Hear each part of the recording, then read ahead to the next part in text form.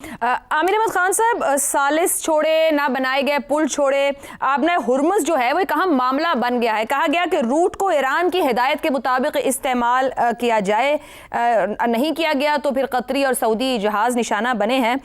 ये मौक़िफ़, ये मुतालबा कितना वाजिब है, रैशनैलिटी है जब 60 दिन का एक मुआहिदा हो चुका, जाने आने की इजाज़त थी, और फिर वो लोग यानी कि कतर और सऊदी अरब को निशाना बनाना। अच्छा, एक सवाल उठाते हैं यहाँ पर कि क्या ये हमला, ईरान का जो जहाज़ों के ऊपर हमला था, क्या ये एक ट्रिगर था या क्या ये किसी चीज का कॉन्सिक्वेंस था? अमेरिका के मुताबिक ये एक ट्रिगर है। ईरान कह रहा है कि नहीं जी, ये नतीजा था उस फैसले का और उस कोशिश का जिसके जरिए MOU को जो है वो बाईपास करने की कोशिश की जा रही थी। अच्छा, पांचवा नुक्ता जो इस MOU का है, जहां तक मेरा इल्म है, उसके अंदर ऐसी कोई चीज का जिक्र नहीं है जिसके तहत अमेरिका या कोई भी ईरान के अलावा, ईरान और ओमान के अलावा कोई और मुल्क भी आबनाए हुर्मुज़ से ये आमदो रफ्त के बारे में कोई फैसला कर सके, उसके रूट के बारे में कोई फैसला कर सके। वो सिर्फ ये कहता है कि 30 दिनों के अंदर अंदर प्री वॉर लेवल्स तक ट्रैफिक बहाल करेगा ईरान, और अमेरिका अपनी ब्लॉकेड हटा के इंश्योर करेगा कि वो इस अमल के अंदर रुकावट नहीं पैदा करेगा। लेकिन जब एक ओमान के जरिए एक इस तरह की कोशिश की गई तो इससे कतई नजर के वो जहाज जो हैं वो झंडा कौन से मुल्क का, वो कतरी झंडा लहरा रहे थे या सऊदी झंडा लहरा रहे थे, तो जाहिर है कि ईरान के अंदर उसका एक रिएक्शन होना था। अब ये फर्क वैसे है कि वो रिएक्शन फर्क भी हो सकता था। ईरान जो है वो ओमान से भी बात कर सकता था कि आपने क्यों ऐसा होने दिया है, या वो उन साजिशों से दोबारा बात कर सकता था कि देखो ये अमेरिका क्या कर सकता है, बजाय इसके कि वो बराह रास्त हमला करते। सो एक तो पहली चीज मेरी कम से कम नजर में, ये हमला जो है ये ट्रिगर नहीं था, ये एक कॉन्सिक्वेंस था और ये एक नतीजा था। दूसरी चीज ये है हमला कि आयशा कि ये जिस तरह से ये मामला MOU तक पहुंचा है और जिस तरह का बिहेवियर जिसका मेरे दूसरे दो साथियों ने भी जिक्र किया है, उस खित्ते के ममालिक सऊदी अरब, कतर, उन्होंने दिखाया है इस दौरान,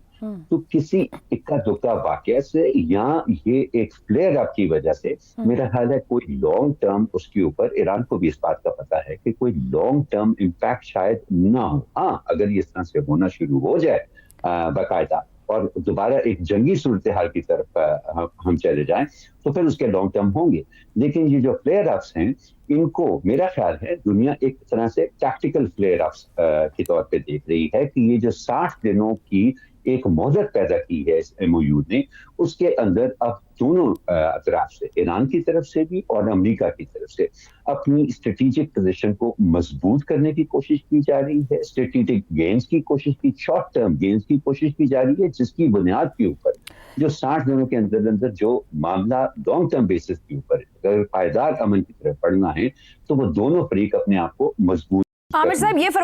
फरमाइएगा जब स्ट्रेटेजिक गेन्स और इसको सिर्फ फ्लेयर अप्स तक रख रहे हैं, क्या MOU खतरे में नहीं है? नंबर 1। नंबर 2, क्या किसी की तरफ से भी कोई धचका नहीं लगा है, यानी कि वापस आराम से टेबल पर बैठेंगे और बातचीत आगे बढ़ना शुरू हो जाएगी? मेरी नजर में नहीं है आयशा, कोई बहुत मेजर खतरा इस वक्त कम से कम इस सतह के ऊपर आज के दिन तक तो मैं, और ये जो अभी जो कार्रवाई हुई है उसकी वजह से तो कोई मेजर खतरा, क्योंकि ट्रंप चंद लम्हे पहले भी ज़ेलेंस्की के साथ बैठे गुफ्तगू में कह रहे हैं कि आज रात दोबारा हमले हो सकते हैं, और वो आज मुस्तकिल पूरा दिन जब मुख्तलिफ जगहों पे बात की है वो थ्रेट ही कर रहे हैं ईरान को। जी बिल्कुल, वो होंगे, और अब ट्रंप को तो वैसे भी एक पॉलिटिकल फ्रीडम मिल गई है कि अब वो कुछ भी कर सकते हैं, क्योंकि अब ये मामला जो है वो एक तरफ जहाँ पर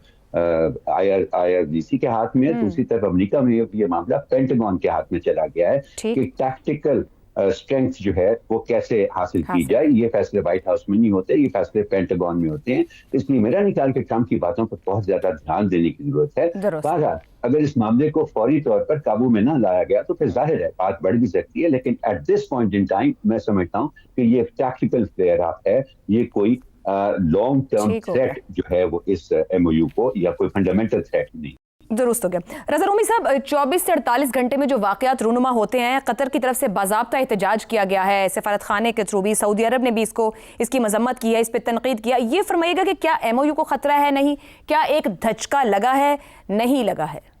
जी आयशा, धचका तो बिल्कुल लगा है, और उसकी वजह ये है کہ ایم او یو میں جس طریقے سے بہت سے نکات پر اتفاق کیا گیا اور آگے بات چیت کا دروازہ کھولا گیا، اب یقیناً وہ سٹال ہوگا،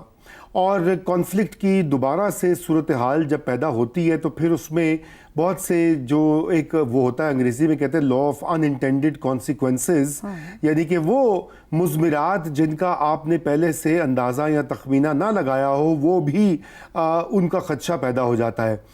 ایران کا جہاں تک تعلق ہے، دیکھیے ان کو ایک تو یہ کہ اس پورے کانفلکٹ میں آبنائے ہرمز جو ہے وہ سب سے بڑا پتہ تھا ایران کے ہاتھ میں، اور آج بھی ہے، اور اسی کے اوپر جو ہے ایران نے یہ کارروائی کر کے حملے کر کے یہ ثابت کیا ہے کہ ایران کی مرضی کے بغیر اور اس کے ٹرمز کے بغیر آبنائے ہرمز جو ہے وہ نہیں کھلے گی، اور اگر وہ کھلنی ہے تو وہ ایران کی اجازت سے پاس کرے گی شپس، اور اگر کسی نے ٹول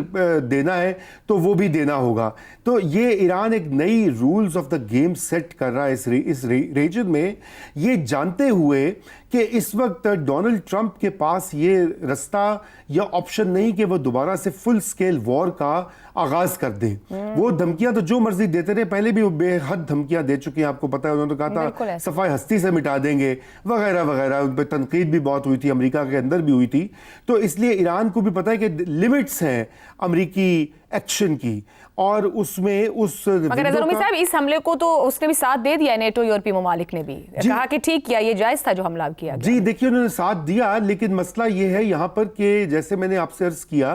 کہ اور پہلے بھی کہا گیا کہ جذبات کا جو ایک غلبہ ہے وہ اکثر غلط فیصلے بھی کروا دیتا ہے، اور یہ ریشنل ہونے کی ضرورت ہے بالکل، اور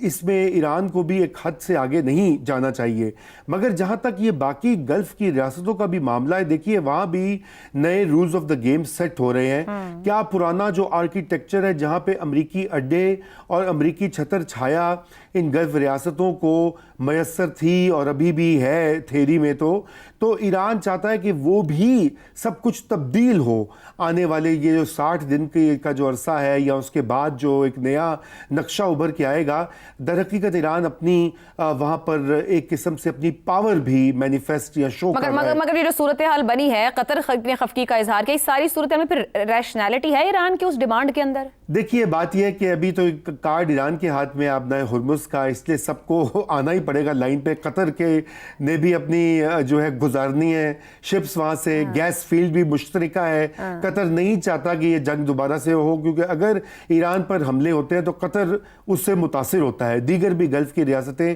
متاثر ہوتی ہیں، اس لیے ایران نے یہ جو کاروائیاں کی ہیں۔ اچھا اب اس میں ایک اور اینگل یہ بھی آتا ہے کہ امریکہ کی طرف سے بھی وائلیشنز ہوئی ہیں ایم او یو کی، یہ صرف بات نہیں ہے، اور ایران کا تو خیر وہ آفیشیل موقف یہ ہے کہ وہ جوابی کارروائی کر رہے ہیں، کیونکہ امریکہ کا بھی دیکھیے امریکہ نے بھی یہ ایم او یو کیا، بنیادی طور پر ان کا یہ خیال تھا کہ بھئی اسٹریٹ آف ہرمز کھل جائے، اور ایک ہی نقطہ تھا ڈونلڈ ٹرمپ اور امریکی ایڈمنسٹریشن کے ذہن میں کہ بھئی یہ اسٹریٹ آف ہرمز کھولنی ہے تاکہ تیل کی قیمتیں اور انفلیشن سے اب بچ جائے، اس لیے جو ہیلا اور طریقہ ہو وہ اپنایا جائے۔ لیکن ایران نے اس کو بھی ایکسپوز کیا کہ صرف یہ آبنائے ہرمز اس پہ نہیں کھل سکتی کہ باقی معاملات کے اوپر آپ جو ہے وہ آگے معاملہ نہ بڑھائیں اور آپ حملے کرتے رہیں اور دھمکیاں لگاتے رہیں، تو پھر ایران بھی کارروائی کرنے کا اختیار رکھتا ہے۔ لیکن میرے خیال سے یہ ایک سنگین صورتحال بن سکتی ہے اگر اس کے اوپر قابو نہ پایا گیا، اور ونس اگین پاکستان کا پاکستان کا رول جو ہے وہ پھر سے ایکٹیویٹ ہوگا۔ وہ جنگی اثرات تو پچھلے کچھ گھنٹوں میں بھی سامنے، تیل کی قیمتیں 6% اوپر گئی، اور خود پاکستان کی اپنی اسٹاک ایکسچینج 6,500 پوائنٹس نیچے گری ہے، تو اس کا مطلب ہے کہ چند منٹ اور گھنٹوں میں جو فیصلے ہو رہے ہیں وہ نتائج اور پوری دنیا کی معیشت کو متاثر کر رہے ہیں۔